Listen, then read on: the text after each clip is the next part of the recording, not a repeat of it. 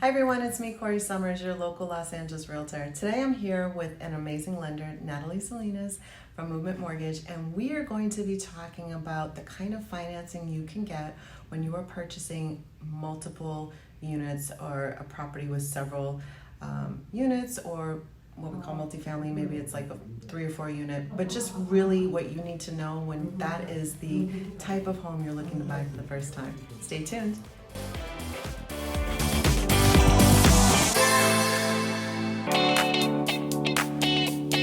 Again, it's me, Corrie Sommers, your local Los Angeles Realtor. Today I'm here with Natalie Salins at Movement Mortgage, and we're going to go over loan products, financing options when it comes to purchasing a multi-unit home. And this is something we're actually working on together right now. I have a client that's looking at a property that has 2 units plus permits ready to issue to convert the garage into a 3rd unit, which he intends to live on and occupy and collect the additional rents and really cash flow his investment, which is a very smart move in my opinion. More people should consider multifamily, multi-units when buying your first property. It's the most ideal time to get in when you're younger and you're maybe used to a roommate situation. You don't mind people being with you. Yeah. It's amazing. But what kind of programs do you have that works for someone in this type of scenario? So we have lots of programs if you plan to live in the property, right? Like you can put as little as 3.5% down on duplexes. And you can put, if it's a single family with an ADU, you can put as little as 5% down on conventional. So there's lots of products if you plan to live in it as what we call a primary residence. If you're buying as like pure investment, as something that you're just going to rent out, then it becomes a little bit more limited. Then it's like 20% down to 25% down. But lots of products, you can even do renovation loans on investment products. So if you want to get money to build out another unit, things like that, those are all available as well. So that actually, I'm going to ask for some clarification. So in a multi-unit, if it's an investment property, it still would be 20% down? Yes. And if it was a condo, same thing, not 10% but 20% down? Oh no, condo, you mean if you buy it as investment? Yeah. 15% down on investment, but the rates are going to be really steep and probably cost a few points or something. Okay. They're not fabulous right now when it comes to investment if you're putting less than 20% down.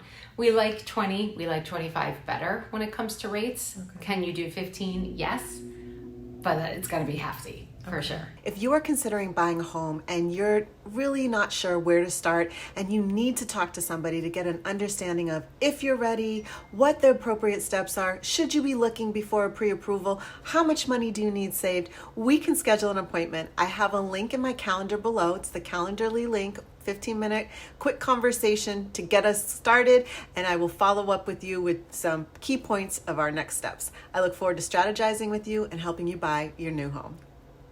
Yeah. And so in this scenario that we're mostly focused on today with the multi-units, how does that work? If the units are already with tenants, does that count as income for qualifying? What do you guys look at? So if the tenant's already there, then we have to use the rent that's being collected as part of the income on the property. Okay. If it's vacant, we will do something called a rental survey. The appraiser will do a market rental survey, and they'll do market rents for that unit in the condition it's in, right? So you can't say, I'm going to buy this major fixer, rent it out, fix it and then rent it out. We're not going to use the rents for like potential after fixing. We will use market rents on the condition that it currently is in. So that being said, is it better for someone buying a multi-unit to purchase something that doesn't have tenants, or is it better for them to purchase something that already has tenants in place? I mean, it's better for the buyer if it's vacant, of course, because you're going to make market rents. As far as we're concerned, it just depends on if we need the money, right? So if I need the extra rent to help the borrower qualify, then yes, of course, it's better that they're vacant. But if it doesn't matter what the rents on the property earn because the borrower qualifies on their own well enough, then doesn't matter to us. Good. Okay. Yeah. See, I think that's really important information to know. In this particular scenario and with this process, let's just pretend they've never done a loan before, what are the steps in getting qualified, their approval, and just the general process? Yeah, sure. So normally we'll hop on the phone for an intro call, and I'll understand what kind of income is earned and any particulars about the file, anything that the borrower thinks I should know or I should know. And then I send the application to get started, and it's a link to my website. And then from the website, it'll take you to my app. You fill out, it's pretty basic, you fill it out. You can upload all the docs into the secure portal of the app, so definitely the safest way to send things online. And then it emails me and lets me know where you're at, so I can go, it'll tell me when you started, what documents you've submitted, and then when you've completed, I can go in and review everything. Normally I do it within like 24 hours or so. So then I'll go in, I'll review, I'll structure the file, and then we hop back on the phone and have a real conversation about numbers, qualifications, how much money down, what does it look like, what is the difference between 15% and 25%. And then I draw you a pre-approval when we really understand what we're looking at, so then you guys go shopping. Is there any minimum? I mean, I know with things with loans today, it's a little tighter, but after COVID, I feel like there were some changes in guidelines. So what is the minimal they need to have as far as like a credit score or income for, like maybe a range of 1.2 million?